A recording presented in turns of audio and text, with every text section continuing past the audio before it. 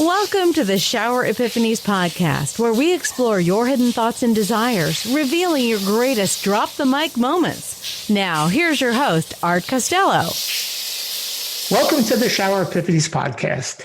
Today, Kim Chiarello is my guest.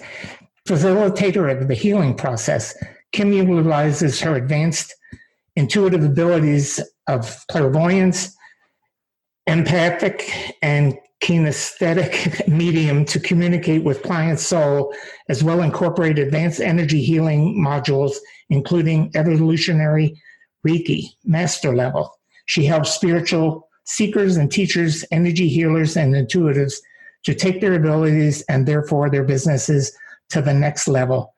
Kim's passion is to teach people how to attain spiritual mastery in this lifetime and to inspire them on their path. Welcome to the show, Kim. I'm excited for this. This is going to be fun. Thank you, Art. I'm super excited to be here. Can you tell us your story, what your journey's been like and how it started? Yeah. Well, they say when a student is ready, the teacher appears. And when spirit wants you, spirit wants you. So I started out as an electrical engineer working with NASA on a payload on the space shuttle. So I was what they called an engine nerd instead of an engineer, super techie. And if you couldn't prove it to me, I didn't want to hear it. Very detail oriented, I imagine. Yes. And also I moved out to Colorado and everyone said, watch out for, Boulder, Colorado. Everyone said, watch out for the flying granola and don't start hugging trees. And I said, you have no worries about me. I'm fine. If I can't prove anything,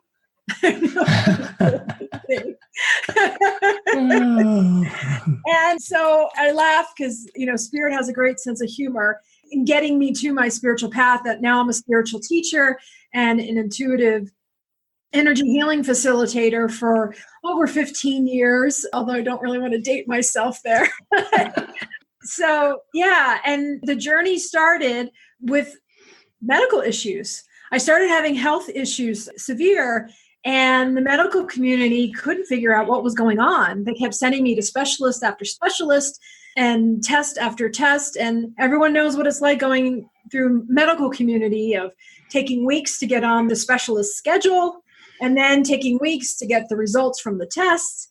And every time I got a test back and it was negative, I would cry. And they said, why are you crying? And I said, because we're getting closer to it being something more severe. And backtracking, they told me there was a possibility I had a brain tumor. Oh.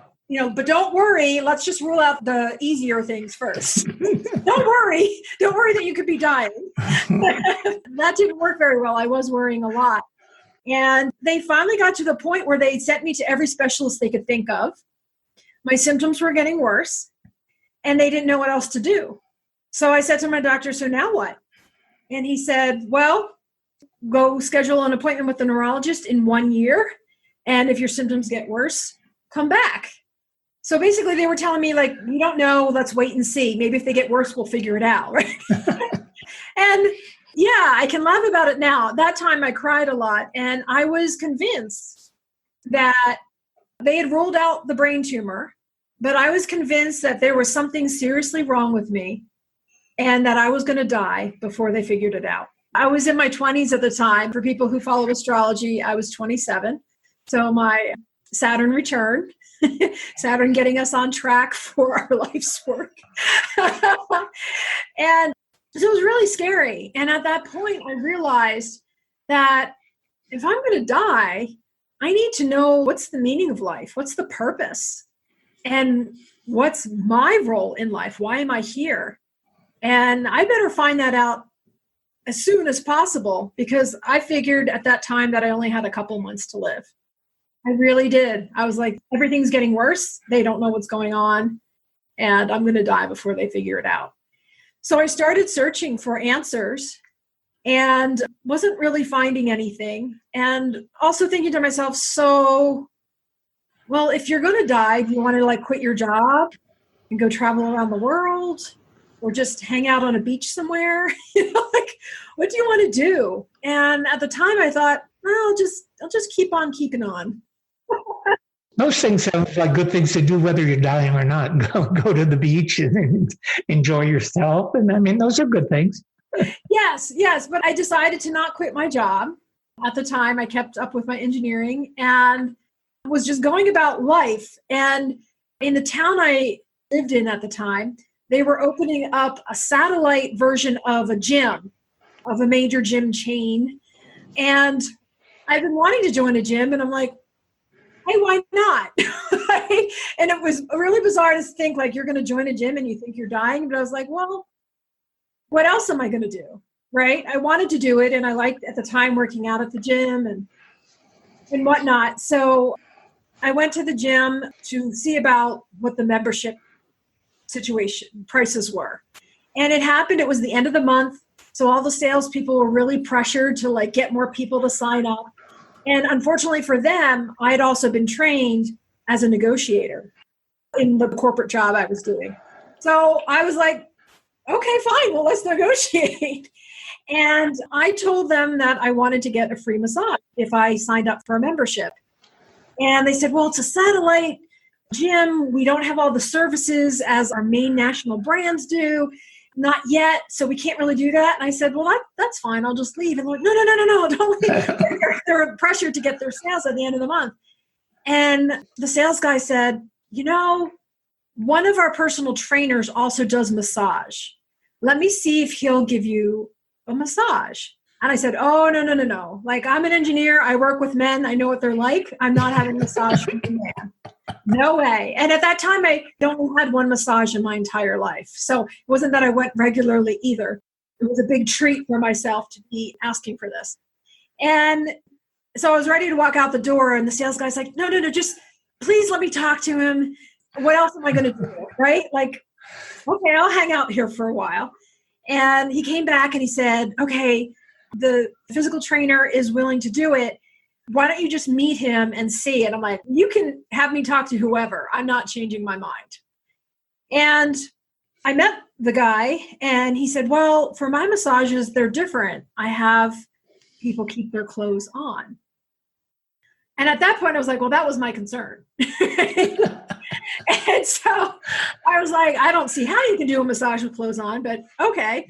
And I heard myself, it was almost like a bubble coming out, like in a cartoon. I heard myself going, okay, I'll have a massage with you. So long story short, made the deal with the gym, got the free massage, and the massage guy and I scheduled a time. I went to the session, and, at that point, I was just really wanting something relaxing, something nurturing, something supportive. I'd been through months and months of poking and prodding by the medical community, stressed out about dying. I just really just wanted to relax. And all during the massage, the masseuse kept saying, I don't like doing fluff and buff massages. Is there anything wrong with you? And I kept lying and saying, no, I just wanted to relax. And he kept asking like every 5 or 10 minutes. And I'm like, so I finally said yes. And then I told him about all of my symptoms and about how the specialists and how they can't figure it out. And I just figured I'm probably going to die before they figure it out. And he was pretty calm about the whole thing. And at that point, I was laying on my back and he was massaging my shoulders. And my symptoms were that I was getting numbness creeping up my hand, up my arm, eventually, and over the months, up my neck, around my head, and starting to come down the other side of my body. And again, they checked out. My muscles were fine. My nerves were fine. My spine was fine. Like everything was fine. And so as I told him this, he started palpitating under my collarbone. And all of a sudden he went, whoa. And I'm like, what? He's like, do you feel that? What my finger's on right now? That feels like a rock. And I said, yes. And he said, that's the blah, blah, blah muscle that wraps around the main brachial artery and the main brachial nerve to your left arm. And it also goes up your neck. I'm going to push on it. Tell me if your symptoms get worse. So he pushed before I could say no, because I was like, don't make anything worse, right? You're just a massage therapist, right? All these specialists who have had decades of experience medically could not figure out what was wrong with me. You're just going to make something worse. But before I could say no, he pushed on it, and my symptoms did get worse. And I went, okay, stop. And he goes, yeah, that's all it is. I've been a massage therapist for years. I've never seen anyone tense that muscle before. It is the tiniest muscle. I have no idea how you could even do it. No idea. But we can have some sessions and we can loosen that up. So this massage therapist found in less than 5 minutes what the medical community couldn't find in months. The need to have closure in any given situation is sheer human nature. And when it comes to romantic relationships, this desire skyrockets. Has your previously failed relationship left you in immense pain? It's not uncommon for people to shy away from a new relationship after their first one fails miserably. The fear of the unknown makes them hide in a shell to prevent any future heartbreak. Relatable? Despite wanting to love and be loved, you can't take the plunge if your mind and heart are still locked somewhere in the past. Maybe you aren't aware of the power of releasing the past, or perhaps you don't know how to do it. Art Costello in his online course teaches the art of moving on from bad places to happier, more stable ones. This course can change your life for good, helping you beat all kinds of negativity on the road to eternal bliss. Sign up now before the gloominess gets the better of you at expectationacademy.com.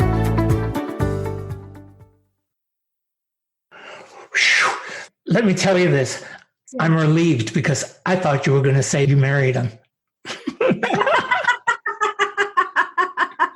Well, it's funny you said that. I didn't marry him, but that's the next step to this crazy story. Okay. All during the session, he was telling me about how I had such lovely energy and how he was going to spiritual classes and he loved the spiritual teacher and I would like her too. And I thought, oh God, I'm just rolling my eyes like he's another Boulder lunatic. And, I'm like, I really like the massage. I'd like to have more sessions with him, so I don't want to hurt his feelings. So I just didn't say anything. And he kept going on and on about energy work. And at the end of the session, he's like, I learned a new energy healing modality. I gave you the full hour. Do you mind lying here for 5 minutes so I can practice? And again, I'm like, oh my God, he's a loon. But I don't want to hurt his feelings. I want to have more massages with him. And I don't have anywhere to go. And it's just 5 minutes and I'm really relaxed and I'm exhausted from working and exhausted mentally, emotionally from, the fact the medical community and thinking I'm going to die. So I'm like, 5 minutes, I'll just lie here. So I said, sure, you can practice on me. So he set an alarm and did 5 minutes. And when he was done, he's like, how do you feel? And I said, fine. And he's like, do you feel any different? And I said, no. And he's like, okay, well, I'm going to step out into the waiting room, get up when you're ready. I'll, talk to you in the waiting room and see if you have any other questions and that type of thing. So I took my time getting up. But once I sat up, I went, oh, something happened here. I feel different in a good way. And I'm originally from the East Coast, Italian heritage. So like anything goes wrong and you're like, wah! Like, oh my God, right? And I'm sitting here on the massage table. I didn't even stand up. I just sat up. And I'm like, you could tell me my entire house burned down. I lost all my belongings. I lost my car. I lost everything. And right now I would say, oh, okay, so now what?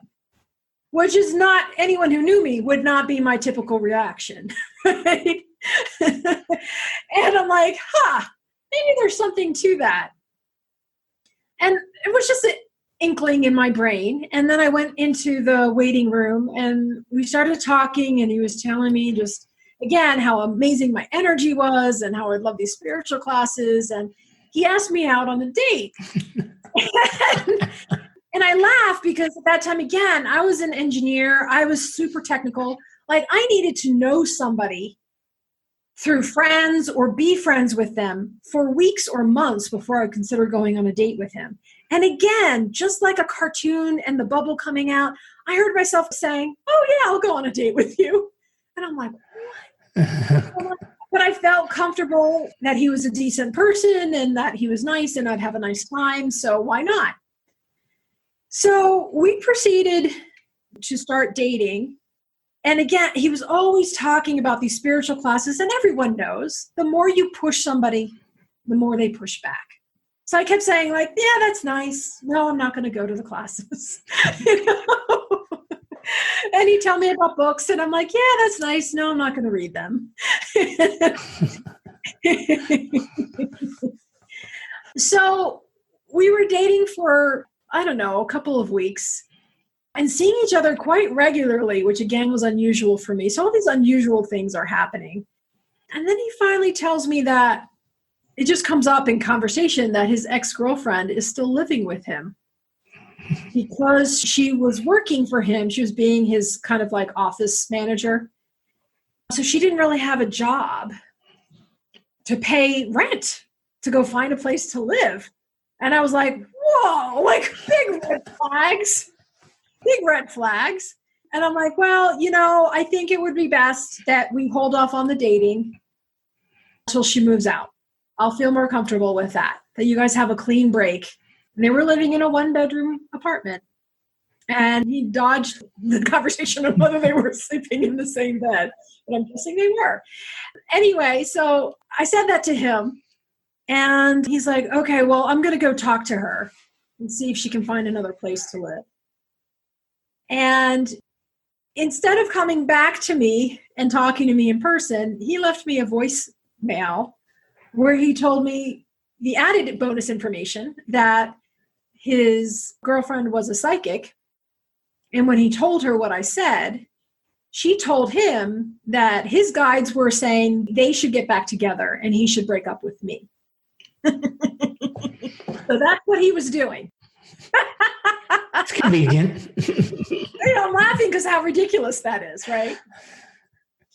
And how ridiculous that is because if they don't break up, she doesn't have to get a job and she doesn't have to move out, right? So it's really clear why she's telling him this. And at the time, I didn't think very highly of psychics either, but it was really clear, like, anyway, because he really liked me and wanted to move forward in the relationship. So he left me that by voicemail. And typically in that point in my life, if someone broke up with me, I would just kind of, you know, take my marbles and go home and mope and cry and what was me. And instead, you know, the pendulum swung the other way and I got angry and I started standing up for myself. And not that I'm saying being angry and acting out is a healthy or mature thing to do at all. It is sometimes. In me standing in my power, right? Mm-hmm. Standing up for myself. I got angry. I called him back. He refused to answer his phone. And because we were so new in the relationship, I actually didn't know where he lived at that moment either. So it wasn't like I could go over to his house to talk to him in person. And I filled up his entire voicemail box, yelling into his voicemail about how naive he was and how he's giving his power away to her and how, you know, she just wanted a place to stay and blah, blah, blah, right? And I didn't hear back from him, which was fine. And at that point, I was so angry. I had decided that all along when he was telling me about the spiritual classes and the teachings, I was like, he doesn't understand these teachings. And mind you, I had never read a spiritual book or attended any spiritual class at that point in time. I knew nothing about it. But everything he was saying, I'm like, these are concepts I've learned in corporate America with just spiritual language wrapped around it. And he misunderstands the concepts. So I never said anything to him because he was nice and I'm not going to the classes. But at that moment, I was so angry at him, I decided I'm going to go to the class. I'm going to tell the teacher she's insane.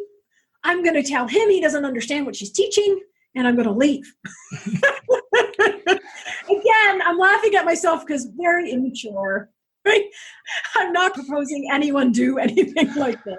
I disagree. I really disagree with you because I think that what you were doing was going through the process of really developing into who you are. You were living to your expectations, not the expectations of others. And once you do that, it really, really changes the course of your life. And you were in that process. Yes. And, how I say it is I was standing up for myself, but standing up for myself by putting others down. And I don't agree that that's the highest thing to do, but it was a switch from not standing up for myself. So in that respect, it was a good thing for me at that time, even though it wasn't maybe the highest consciousness way of acting. I don't think you were putting anyone else down. You were being honest. Yeah. I mean, if he's not honest with you, the protocol for dating and stuff is you tell somebody that you're in a relationship with somebody else, and he lied to you. So you're not, don't be hard on yourself. Well, yeah. Thank you. I don't feel like I'm being hard. I felt like I was being honest with myself. That's what I wanted to hear. Right. And so, of course, the universe supports us. And so I reached out to find out about the classes, and it ended up there was a class that weekend. Just so happened there was one space opened so that I could go to that class. Right. So the universe is supporting me and making this pivot in my life. So again, my plan was a full day workshop. I was not going to stay the whole day. I was going to stand up and tell the teacher she was insane. I was going to leave and call this ex-boyfriend to tell him that he didn't understand what she was teaching. That's my plan. And so I got to class, and as the class is going on, I'm finding myself going like, yeah, I know these concepts from leadership classes and conflict resolution classes and communication classes that I've taken through my corporate jobs. And it makes sense. She's just using some spiritual language around it and adding some pieces that make sense to me. So I found myself that not only did I not leave before the class was over, I stayed for the entire day. And at the end of the day, the teacher said, part 2 of the class has an opening as well. Would you like that opening? And again, it was like that bubble coming out from the cartoon character's head. I heard myself say, oh yeah, that would be great. See, you were just following what this massage therapist facilitated your growth. Yes, definitely. So, and I never went back and yelled at him either. What I realized was I had been looking for what is the meaning of life and what is my purpose in life. And this particular spiritual teachings were my answer. They gave me all the tools and all the skills so that I could go within and find my answers myself. And there was no other way I was going to take this class. Right? I was an engineer. If you can't prove it, there's no way I'm looking into spiritual classes or spiritual books. There's no way. Right? So this was the way the universe got me to get on my spiritual path to become the spiritual teacher and intuitive energy healing facilitator that I am today. Saturn return, we need to autocorrect, and we need to autocorrect in a big way because her pendulum's the other way of you have to prove it to me. Everything is technical and everything is scientific. And what is the spiritual stuff, right? So very, very thankful. I actually went back to him and to his girlfriend and thanked them. They couldn't understand why I was thanking them. And I was clear. I said, thank you. I wouldn't have found these classes, and this is what I needed. Right? These are my answers, and I wouldn't have found the class or attended the class in any other way other than going through the craziness that we all went through.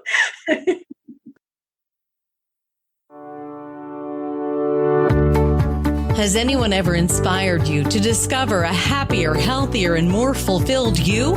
It is a magical experience, isn't it? Inspiration is indeed very powerful, yet it's often undermined. It can lift you from the ground to the sky in no time. Have you ever thought about returning the favor by inspiring the people around you? If you don't think you have it in you, we have good news for you.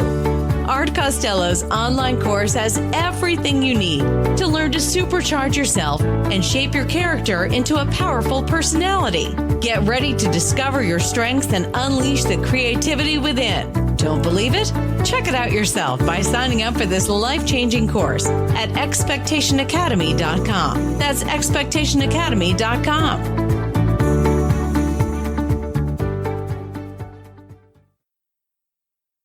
What do you think opened your heart and mind to all of this? The only thing I can say is when you're ready, it happens. Everything clicks. And I was more open to be hearing about these things, thinking I was dying, right? Being mad at the way the guy broke up with me. And honestly, as I now teach these classes because they are my path. And for me, what I teach is it's an energy level. It's a level of consciousness when you wake up, when you're ready to be aware of, okay, there's physical growth, there's mental and emotional growth. Oh, there's also spiritual growth. And it really is a level of consciousness. And before then, it's a lot of seed planting to people, and they just can't hear it until they're at that level of energy, that level of consciousness. Yeah, I believe that we hit it at times when you can't expect it. I mean, I was 9 years old and was abandoned and went to a top of a hill and laid on my back and had a conversation, asked God what was going to become of me. And I heard a voice making that trip many times. I heard this voice that just said, just be and everything will just work out. It's your job to just keep doing what's right. So I lived like that. And for almost I have lived like that with that faith, with that belief, with that mindset all of my life. And it changed the course of my life. I mean, I'm not saying that I didn't have obstacles and problems and things, but once that my mindset was that no matter what, everything was going to work out, and I trusted it and I believed in it and I had faith in it, I let things progress just like they're supposed to, and life unfolded for me. And I'm always adjusting to how it unfolds to me. I don't try to alter it. I don't try to, control it, because you can't. And I just live and let it live. And each day is just a new challenge and a new set of things that I just adore and love and live. It's powerful. But I think that there's a shift in people's mindsets. At some point, something triggers it. In my shows about epiphanies, and when you're talking about those bubbles coming, those are really probably epiphanies that you've had, awakenings that come along. And either we listen to them and act upon them, or we bury them and we lose who we're supposed to be. So that's my thought on that.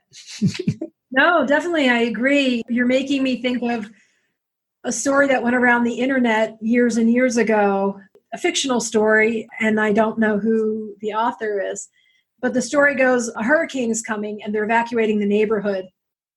So people come by Joe's house in a truck and say, Joe, get your stuff, get in the truck, there's room. We're evacuating the neighborhood, the hurricane's coming. And Joe says, no, God will save me. And then the water starts rising and people come by in a boat. They say, Joe, get in the boat. The water's rising, the hurricane's getting worse. And he says, no, God will save me. And the water keeps rising and rising until now it's at the roof of his house. So he's standing on his house so he can be above the water level. So he's standing on the roof of his house to be above water level, which is at the roof of his house. And a helicopter comes by and drops down a rope and says, Joe, grab the rope. The water's rising. The hurricane's getting worse. And he says, no, God will save me. And then Joe dies. And Joe goes to heaven and says, God, why didn't you save me?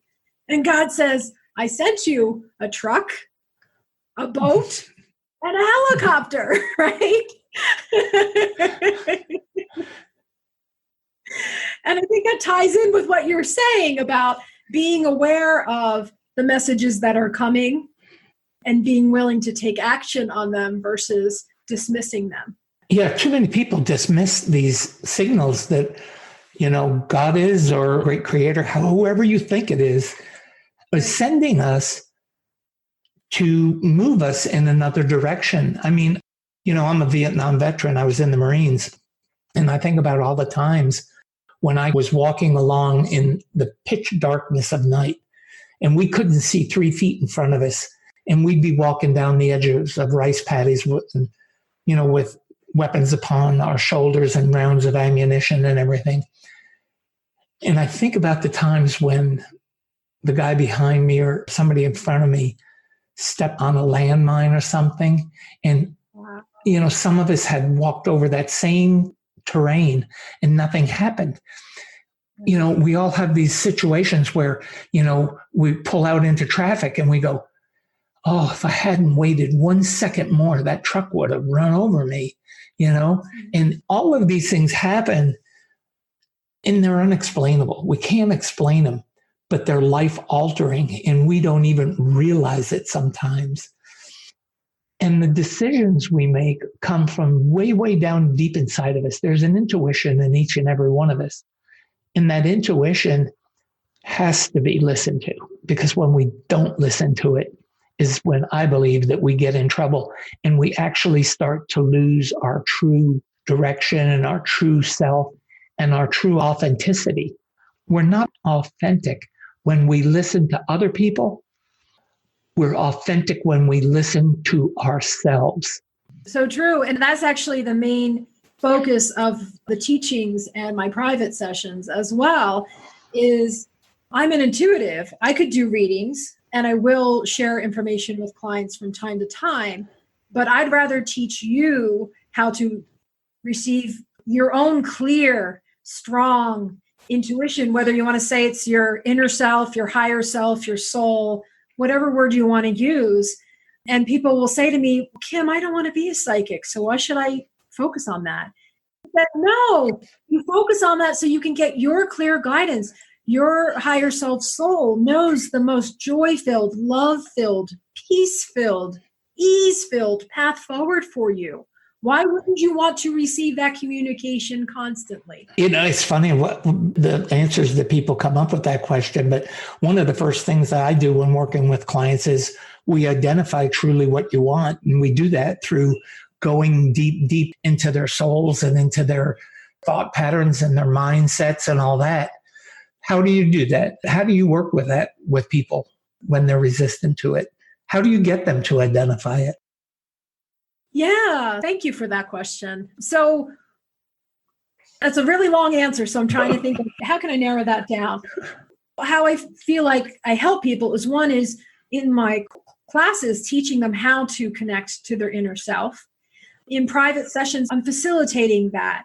They know, as I teach, if things aren't feeling good in your life, that is your soul, God is spirit, whatever word you want to use, try to get your attention to say there's something to learn here. There's something to heal here. There's a false belief, whatever it might be.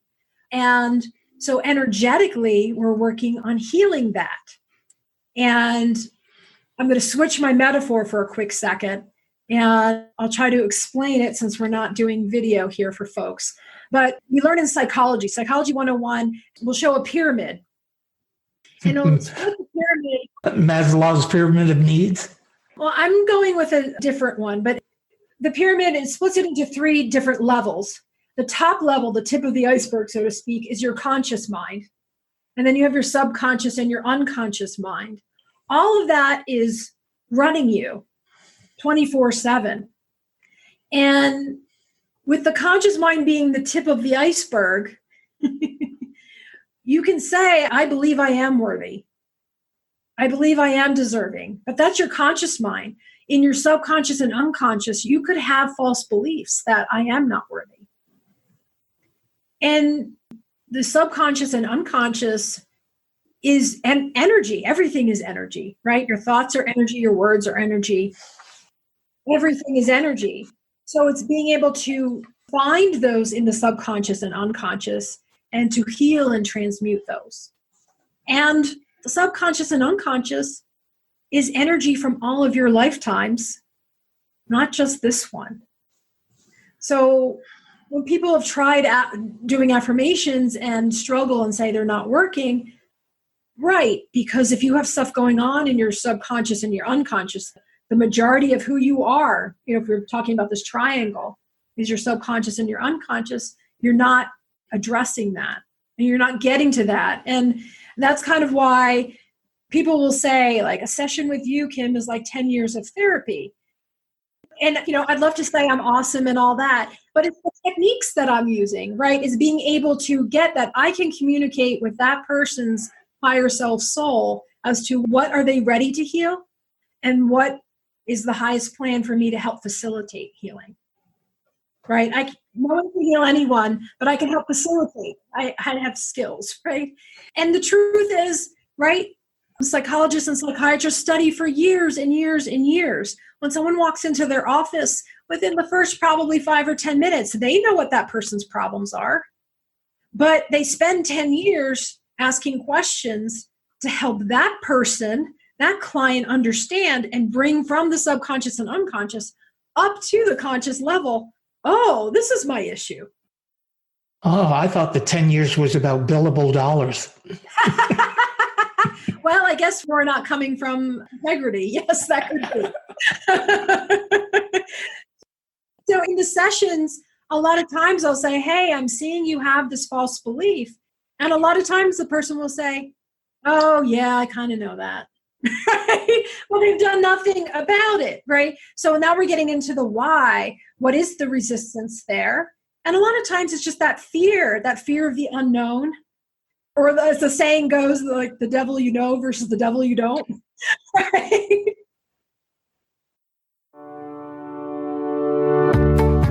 Don't know which direction you want your life to take? Are you sinking deep down into the pit of uncertainties day by day? So, what's the secret to leading a happy, satisfied life? It's taking matters into your own hands. But what if the matters in question are a total blur? Art Costello's Expectation Academy course aims to tell you exactly how you can get some clarity in your life. This course can be your savior on your journey to reinventing yourself. While you certainly can't plan your whole future ahead, you can definitely control twists and turns your life takes. So what are you waiting for? Sign up for this course now at expectationacademy.com. Get a chance to broaden your horizons and add meaning to your life. That's expectationacademy.com.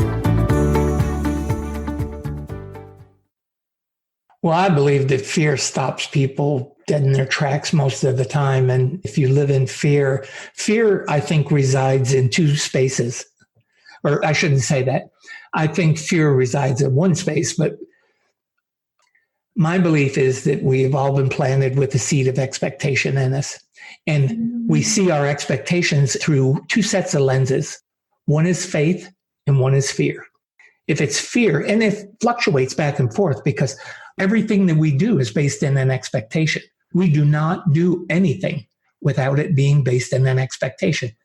And if you're fearful, you don't do it. You just stop.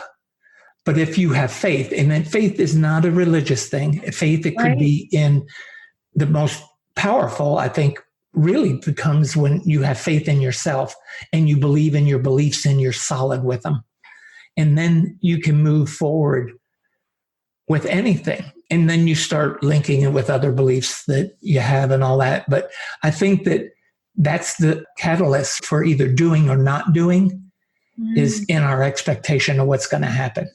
Yeah, that's such a great point. I actually use something similar when I teach. And a great example is that expectation, right? And I will say it's a false belief, right? So for example, if your boss is coming by your office every day and saying like, hey, how are things going? What are you up to? And you have the belief that my boss doesn't trust me. My boss might be looking for layoffs and might want him to lay me off. Those types of beliefs. What are you going to do? You're going to cover your work and you're going to say, everything is fine. No, yeah, everything is good. You're just basically blowing them off and trying to get them out of your office. Now, let's replay that scenario. Boss is still doing the same physical behavior, coming by the office every day, asking, hey, how are you doing? What are you up to? What are you working on? And you have a belief that, hey, I know my boss is up for a promotion. And I know in this company, you are not allowed to get promoted until you've found the replacement for you, the person that's going to come and fill your position. So my boss is coming by my office every day because my boss wants me to fill his place. So my boss wants to give me that extra attention and help hone my skills and get me prepared so that I can get a promotion and fill his spot when he's promoted. So when you have that belief, Are you in fear anymore? No. You were like, come on in. Let's chat. Sit down. Let me show you all the things I'm doing. And hey, I was wondering about this. Do you have some ideas? Let's collaborate. Right? See, I call that unrealistic expectations because they're not based in reality, because you don't know what somebody else is thinking. Right? You don't know what their plan is. You don't know. You can only live to your own set of expectations, and people get hung up in these things and it gets them off track and they become unauthentic and they lie to themselves. And when you lie to yourself, you're whittling your expectations away. You're actually whittling your self-worth down until you've lied to yourself so many times that you don't believe you have any worth.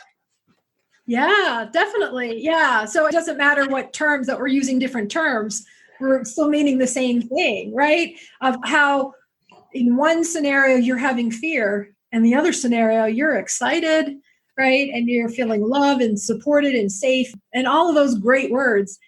And yeah, definitely. I actually thought of another thing, which is a little bit on the same track, but a little bit off. So I'd love to share the story. So this is a story about working with all of your energy of all your lifetime. So if you haven't healed something in another lifetime, it's still there to be healed.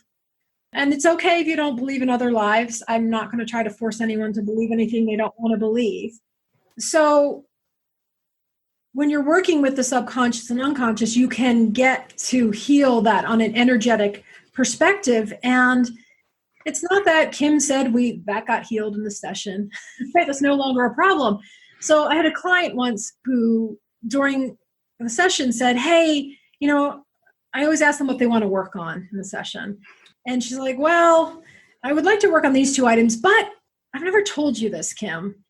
All my life, I have never been able to just walk out of the house and leave and get in the car and go.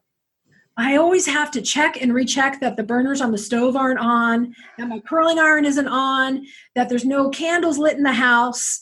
And it takes us a half an hour to leave the house every single time. And my husband of 10 years and my 2 children can attest to this. And I was doing it even before then. And I know it's insane. I know it's irrational and illogical, and I can't stop myself. And I said to her, well, that sounds like an unresolved issue from another lifetime. So let's see in the session how that pans out, whether your soul says it's something for us to address today. The soul said, yes, let's address it. And it was another lifetime. And her soul said, please tell her about this lifetime. So I did. And I said, hey, your soul's wanting me to let you know that you had another lifetime and you were willing to release it. But the lifetime was, as I'm seeing it, was like frontier days, like Little House on the Prairie type of days. And you were the mom and you were cooking dinner on a fire in the house and the kids were taking a nap and you decided to walk a mile down the road to the neighbor's house, because that was the nearest neighbor's house, to chat with the wife of that house who was home cooking dinner. And when you walked back to the house, you found the entire house engulfed in flames. And at that point, you said to yourself, I'm an irresponsible person, and I'm going to need to be hyper responsible to make up for what I did. Right? So when you have those beliefs, that is an energy, right? That is an energetic belief. It is an energetic contract. And the client said to me, well, I believe in past lives, although I've never remembered any. But the crazy thing is, as you're describing this to me, that's exactly how I feel. You're irresponsible, and I got to be hyper responsible to make up for it. I have to atone, right? And I said, well, you were willing to let go of that today. So that's completely removed from your energetic being, right? That's healed, that's transmuted, whatever word you want to say. And we ended, we talked about the other things that went on in the session, because there's 2 other things she wanted to address. We ended the session. And this client would reach out to me by email to schedule sessions. But 2 weeks later, she called. And rarely do I answer the phone if a client's calling. But Spirit said, no, answer the phone, Kim. So I answered the phone and I said, hey, how are you doing? She's like, I just had to tell you. I was in the car today. I was in the passenger seat. My husband was driving. The kids were in the back seat. And my husband started laughing at me. And she said, I told him, you better tell me why you're laughing at me. He's like, no, I'm afraid to say anything because you might change. And she said, what? Tell me. He said, do you realize for the last 2 weeks, we've been able to put our coats on, get in the car, and go for the first time since I've known you. And I'm afraid that because I'm telling you, you're going to start doing it again. And at that point, she remembered like, oh yeah, when I had that session with Kim, she told me about that lifetime and how it was healed. And, oh, okay, right? So it's not that we had the session and she said, Kim says it's healed, so now I should act differently. She completely forgot about it. But once it's out of your energy field and once it's healed, the behavior no longer needs to exist anymore. That's awesome to be able to help somebody like that. Think of how it changed their lives, how it changed their family, the family dynamics. Change when you heal like that. Definitely. And again, I want to be clear. I don't believe anyone can heal anyone, but I do have skills and tools that I can help facilitate that more quickly than that client who doesn't have the skills. And then it could take them a lot longer or never to be able to heal it. And I always say, I teach everyone how to do this. I would like to work myself out of a job. I agree with you that, I think that people have to heal themselves. Mm-hmm. It's up to us to just, facilitate it. It's really a good word for it, Instead of calling ourselves healers, maybe we should call ourselves facilitators. It would be much better. So, yes. But we're getting towards the end of our time. It's been a quick hour. Wow. And I wanted to give the audience, I want you to be able to tell us any parting thoughts that you have and then end it with where we can get a hold of, or you can do it either way you want. You can either tell us where we can get a hold of you and end it with some thoughts, or either way, you just tell us what you want to know in the next few minutes. Sure. Yes, everyone is welcome to reach out on my website, BeTheChangeNow.com. That's BeTheChangeNow.com. From Gandhi's quote, be the change you wish to see in the world. And I added the now part because we need to take action now, not just someday. And it doesn't have to be a big step. Little steps every day add up to big transformative things in your life. And it's my honor and my service this lifetime to help people to be more empowered on their path forward for healing and learning and growing so that they can have the most love-filled, joy-filled, peace-filled, ease-filled path forward in their lives. So for your listeners, I would offer a free complimentary 20-minute discovery session so we can go over questions and see how I can be of service. That is awesome, Kim Chiarello. It's been a pleasure having you on the show. All of the things that Kim has talked about will be in the show notes, how to get a hold of her and her freebie and all that kind of stuff. And audience, it's been a great hour spent with you again this week. And Kim and I are going to have to do this again. It just kind of really got out of our time, just flew by on this. So it's been a pleasure. But with that being said, everybody knows where they can get a hold of me, art@expectationtherapy.com. Expectationtherapy.com is my website. And I look forward to meeting you all next week with another guest. And Heather White, could you take us out of here?